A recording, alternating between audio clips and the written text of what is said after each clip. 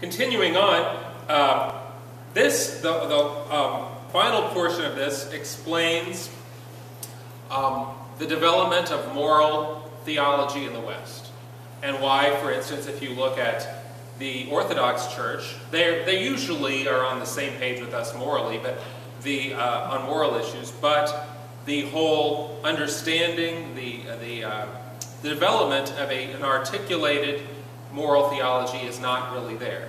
And one of the reasons that it develops in the West is because of this canon. The priest shall be discerning and prudent, so that like a skilled doctor he may pour wine and oil over the wounds of the injured one. Let him carefully inquire about the circumstances of both the sinner and the sin, so that he may prudently discern what sort of advice he ought to give, and what remedy to apply, using various means to heal the sick person.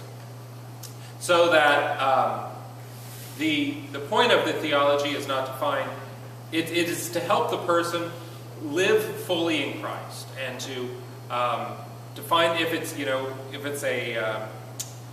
if the person's sinning out of fear, if the person is sinning out of ignorance.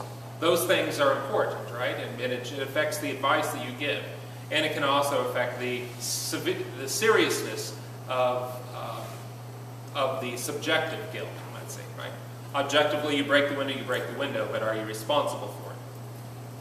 And then finally at the bottom, for if anyone presumes to reveal a sin disclosed to him in confession, we decree that he is not only to be deposed from his priestly office, but also to be confined to a strict monastery to do perpetual penance. So breaking the seal of confession had a very serious penalty attached to it, and to this day, if a priest violates the seal of confession, he's automatically excommunicated, and he has to appeal to the Holy See for that.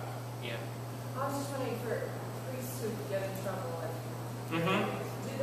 is there any monasteries now, or they just, if they remove the priesthood, they just have number of monasteries for them to, it's not, they don't hang it on a shingle. Problem cases come here. So there's no prison monasteries. No, there used to be. I can't think of like wide scale things right now, but I'm pretty sure that there are, here and there you'll find someone on penance living in a monastery. Thanks. Other issues. So other issues from the Fourth Lateran Council. There were constitutions directed towards the administration of episcopal electing a new bishop, and the administration of benefices. So how many of these councils now have we seen canons regarding property and income? And so this seems to say that there's always seems to be this problem with administrating the material goods of the church.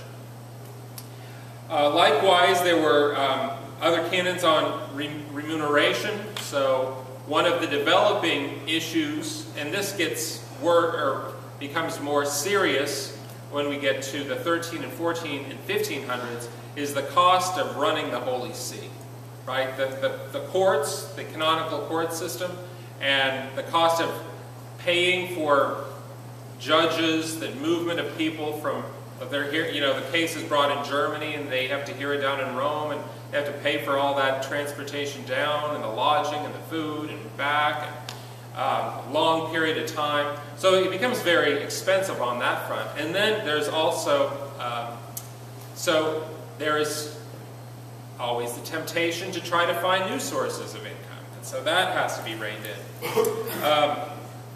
Constitutions 35 through 49 dealt with canonical jurisprudence, so how the church's court system worked and was set up. And some of these, they might be interesting, but I'll never catch up if I go into all the detail on these.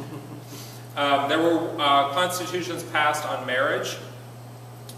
Constitution 50 forbids marriage in the fourth degree of consanguinity, which means basically second cousin or more closely related than a second cousin. Okay, that is off bounds. Clandestine marriages were also forbidden. So a private, a hidden marriage, these were forbidden, and it says, we altogether forbid clandestine marriages, and we forbid any priest to presume to be present at such a marriage. We decree that when marriages are to be contracted, they shall be publicly announced in the churches by priest, with a suitable time being fixed beforehand, within which whoever wishes and is able to may adduce a lawful impediment. So the publishing of the wedding banns, this is where it dates from. And if you know a reason these two shouldn't be together, this is where all this dates from. And yes,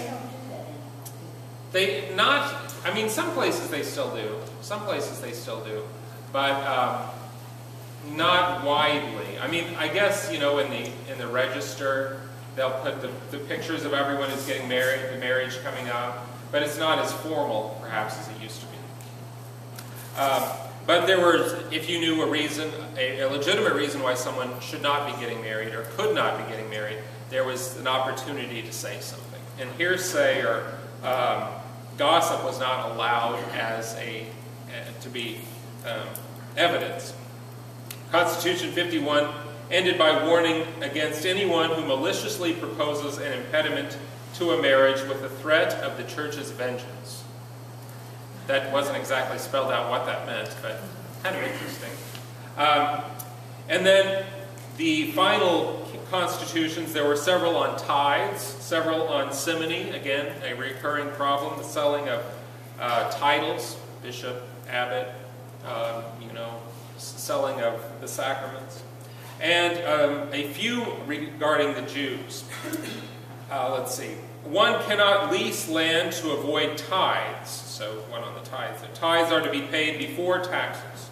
This is before taxes were as high as they are now. Abbots are to be not to encroach on the office of bishop. So an abbot is not to function as a bishop in the bishop's place by hearing matrimonial cases, enjoining public penances, and granting indulgences.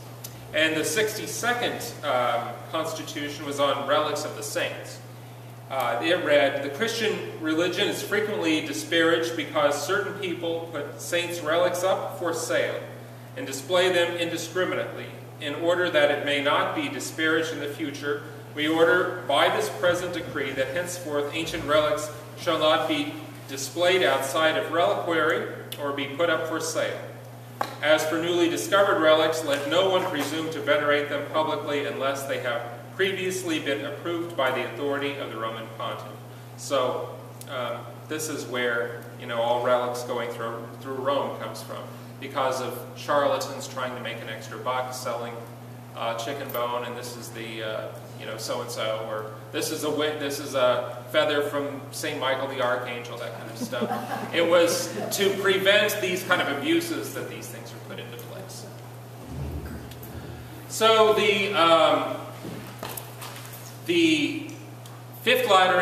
Fourth Lateran Council drew to a close, and shortly thereafter, Pope Innocent III died. He was only in his late 50s, even though he had been Pope at this point for nearly 20 years, and had a very great impact. But he had called this crusade, and it lasted from 1217 to 1221. Andrew II of Hungary arrived in the Holy Land on November 1217 and battled for Jerusalem. But when the Muslim forces saw that the Crusaders were returning, they destroyed all of Jerusalem's walls, so it could never be protected as a fortified city. So the Crusaders might take it over, but they couldn't defend it. And he, waiting and waiting for the other troops from Europe to come and discuss, went back to Hungary in February 1218. St. Francis of Assisi went on this, on the Fifth Crusade. He arrived, and one of the things that happened in the Fifth Crusade is they originally landed in the Holy Land, and to take back, but then someone got the idea that if we're really going to keep the Holy Land,